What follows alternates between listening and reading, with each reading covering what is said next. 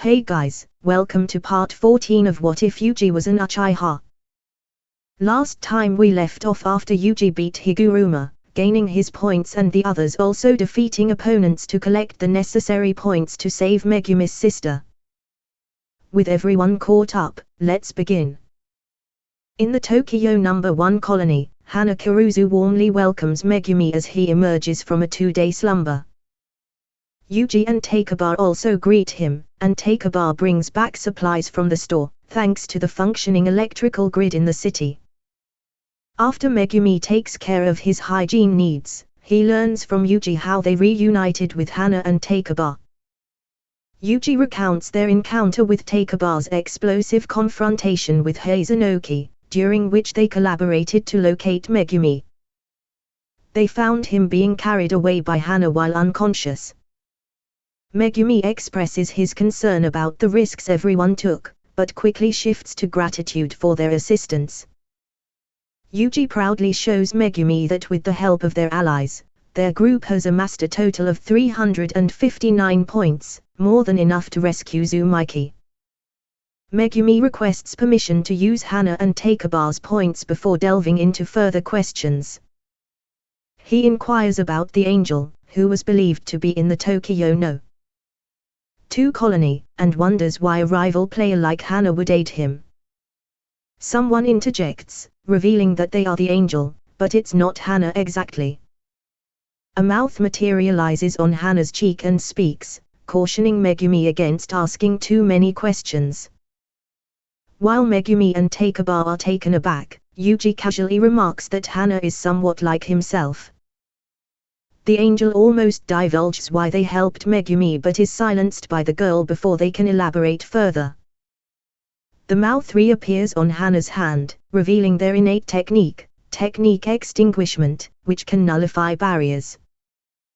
This allowed Hana to leave the No. 2 colony, which had been decimated by Hajime Kashimo. The angel explains that all incarnated players are their targets for elimination, as they believe incarnation suppresses the vessel's consciousness. Therefore, they have chosen to exist symbiotically with Hana. When Megumi asks if the angel's ability to negate techniques can revert possessed players to normal, the angel explains that it's more likely to kill them because the cursed object has fused with their body. Megumi then seeks the angel's assistance in removing the seal on Prison Realm. The angel assures them that this should be within their capabilities, much to Yuji and Megumi's relief. However, Megumi grows suspicious of how smoothly things are progressing. The angel proposes to help Megumi and Yuji in exchange for an initial favor. Megumi wonders if the angel wants them to eliminate all the incarnated players, but the angel clarifies that they only want one eliminated, the disgraced one. Just as Megumi considers the angel's request, Sukuna pulls Yuji's consciousness into his innate domain and reveals that he is the disgraced one. Megumi notices Yuji's unease and inquires about it. Yuji feigns illness, suggesting that he should switch places with Hana. Using gestures, Yuji tries to convey Sukuna's revelation to Megumi, but his attempts at nonverbal communication are met with confusion. It dawns on Megumi that Yuji intended to prevent the angel from noticing, not Hana, and quickly realizes that Yuji must be the angel's target. Yuji speculates that the angel must have a method to eliminate Sukuna permanently and assumes that the King of Curses is underestimating him. He expresses his willingness to sacrifice himself after saving Tsumaiki to rid the world of Sukuna and ensure Satorugo's return. Acknowledging that the angel's request poses another obstacle to their plan, Megumi's primary concern is that Yuji seems prepared to die for the cause. Their conversation is interrupted by a sudden comment from the angel, who mentions the influx of new players entering the colony. Kogan's display reveals over 800 new players entering one after the other in the middle of the night of the 14th of November. The United States military invades the Culling Game colonies. Each and every soldier is approached by Kogan only to ignore the Shikigami.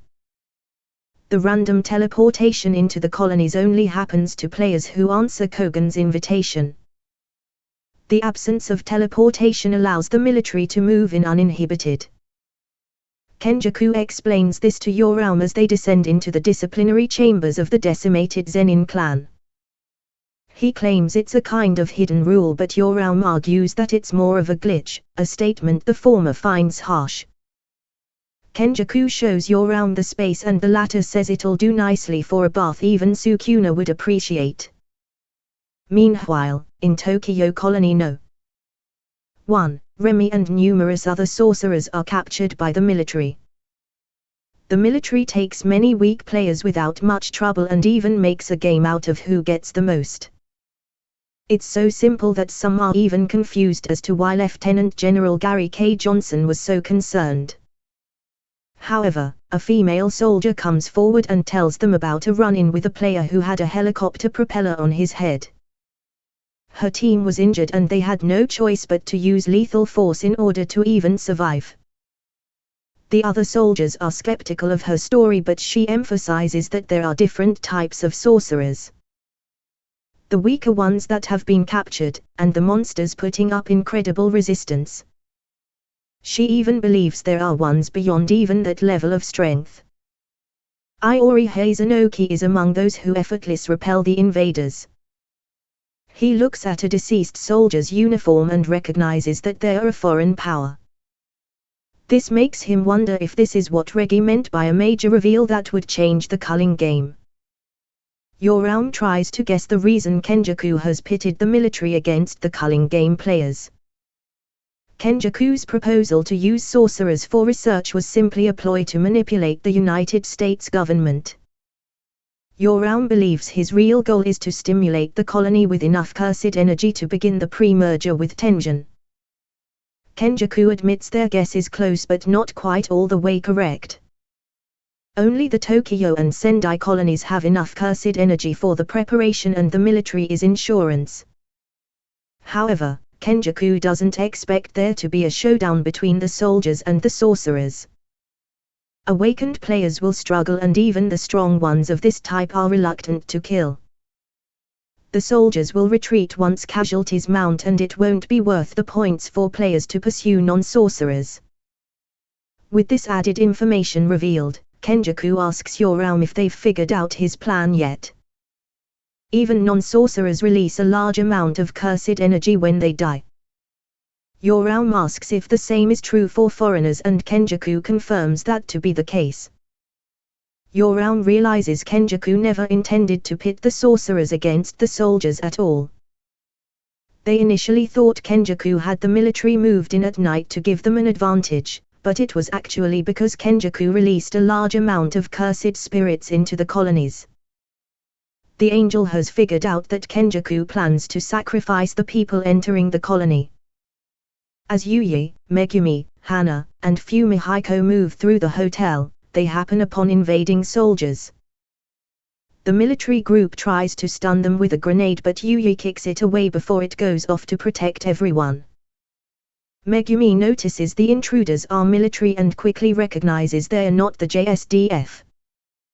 He wonders if they've been dispatched to protect citizens only for the soldiers to open fire.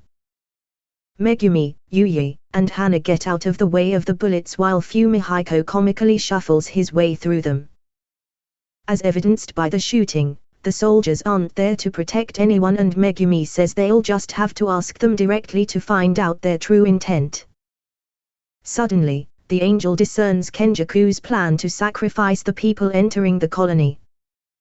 As Yuji, Megumi, Hana, and the comedian move through the hotel, they stumble upon invading soldiers. The military group attempts to stun them with a grenade, but Yuji kicks it away before it detonates, protecting everyone from harm. Megumi notices that the intruders are not from the JSDF and wonders if they have been dispatched to protect citizens, only for the soldiers to open fire. Yuji, Megumi, and Hana swiftly evade the bullets, while Fumihiko comically shuffles his way through them.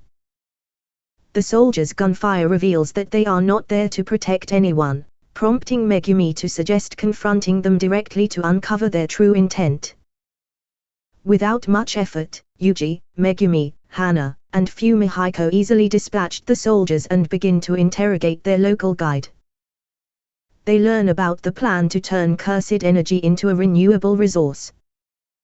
Fumihiko comically scolds the soldier for being a traitor, and Hana remarks on her surprise that the idea never arose in Japan.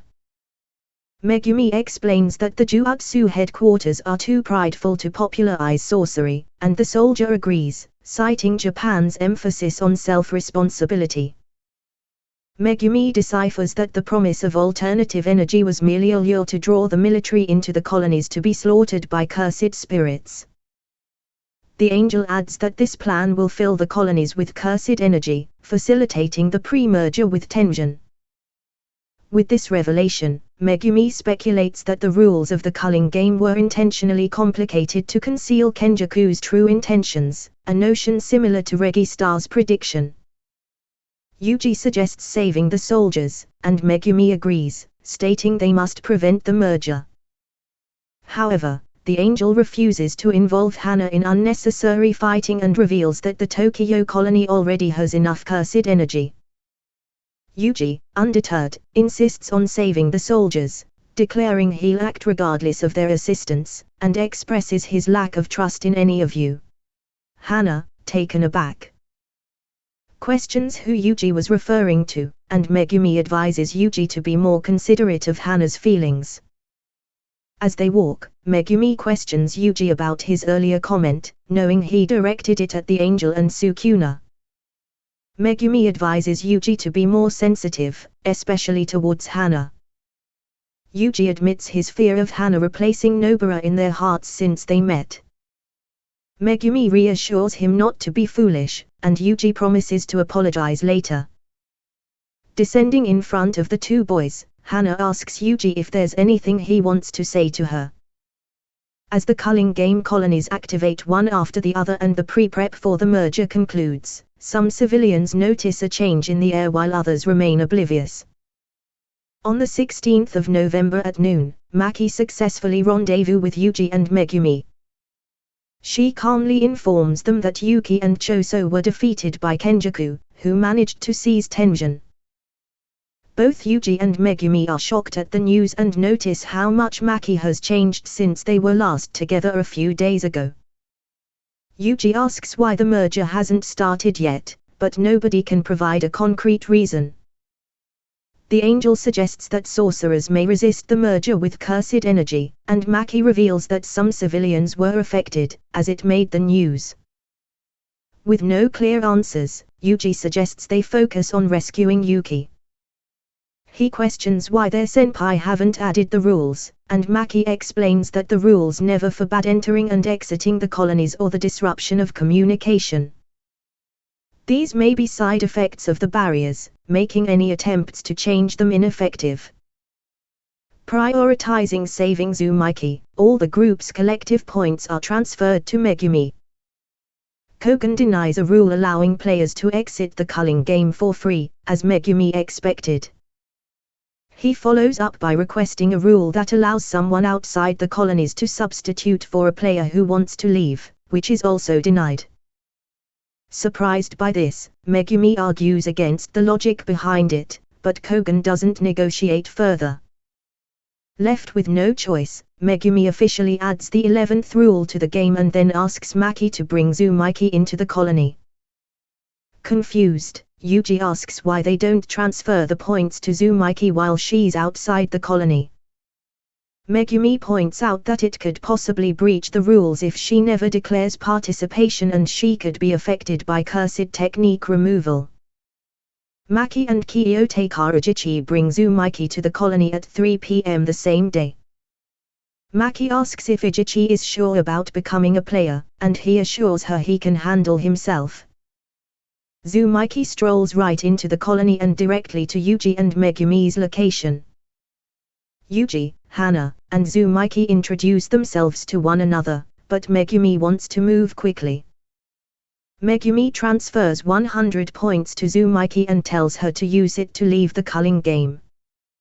However, instead, Tsumaiki suddenly tells Kogan to add a rule. Before she could say anything else, Yuji activates his Mangekyo Sharingan and puts her under a genjutsu with a single glance. Uji's eyes begin to bleed as his Sharingan pattern appears on Uzumaiki's eyes. He then explains that as long as he isn't hurt or loses consciousness, the imposter Uzumaiki will be under his control. Megumi asks who the imposter is, and Uzumaiki reveals her true identity as Yoruzu, a reincarnated sorcerer from the past who wishes to marry Sukuna. Shocked, Yuji pretends to vomit, asking her if she's insane, and since she's under genjutsu, she has to answer truthfully, stating she is.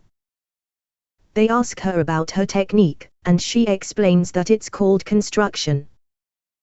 Depending on her familiarity and training, Yoruzu can recreate any substance she recognizes except for special cursed tools. However, creating something from nothing consumes a lot of cursed energy. Yuji instructs her to give 100 points to Megumi, to which she complies. As they come up with a plan, Megumi asks if Yuji can use his control over Yoruzu to make her return control of the body to Uzumaiki. Considering the possibility, Yuji strokes his chin and tells him that he isn't sure, but it's worth a shot. He gets up and orders Yoruzu to switch with Uzumaiki. Suddenly, the Sharingan pattern disappears from her eyes, making the group prepare for an attack. However, to their shock, she asks where she is. Megumi warns them not to let their guard down since she could be pretending again, but Yuji tells him that he can still feel his connection to Yoruzu, confirming it's really her. While the group is celebrating, Sukuna says the incantation enchain taking control of Uji's body. Using the brief celebration as a distraction, Sukuna knocks Hana unconscious, but does so without injuring her per the terms of the binding vow. He reveals that he can't injure anyone, and Megumi asks why he's appearing now of all times. Sukuna says it's a gamble and then splits his soul into one of his fingers. After tearing it off, he waits a moment to ensure he hasn't broken the binding vow, then laughs once he's certain. This confirms that Yuji didn't include himself among the people Sukuna was allowed to injure, which the King of Curses emphasizes was a foolish mistake. Megumi attempts to summon Maoraga, but Sukuna uses his speed to interrupt the necessary hand signs. He forces Megumi to eat his severed pinky finger and incarnates into his body. Sukuna leaves Uji's body entirely and has taken possession of Megumi. As Yuji looks on, seeing that his friend has been taken over, Sukuna reminds him of the time he told the sorcerer he'd see something interesting. Okay guys, this is the end of this part of What If Yuji Was an Uchiha. If you enjoyed, leave a like and comment, as well as subscribing with notifications enabled. Editor's note: I realized while recording this that Yuji never died, so Sukuna never actually made the binding vow with him. So let's retcon that now and say that after Yuji fell unconscious at the detention center after killing the special grade curse, Sukuna took control and tore out his heart like normal. With that out the way, this is Demonic Saiyan saying bye.